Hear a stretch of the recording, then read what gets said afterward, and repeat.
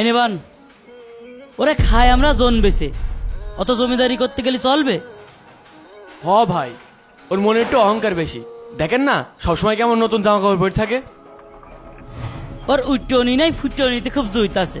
ওর একদিন জন না বেচলে পেট চলে না, আবার সে কথায় কথায় ইংলিশও কয়। ভাই, কালকে ওয়াদে শুনলাম হুজুর করছে যে কেউ যদি না থাকে তার নিয়ে কথা বলা গিবত হয়ে যায়। তুই হাদিস কম করে দে, আমরা কি তোর চেয়ে হাদিস কম জানি নাকি? একজন যা করে তাই আমরা বলা বলি করছি।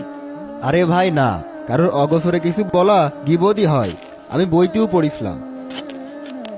তা না হয় মানলাম, ওর মনে যে অহংকার ভরা, তুমি তা জানো না?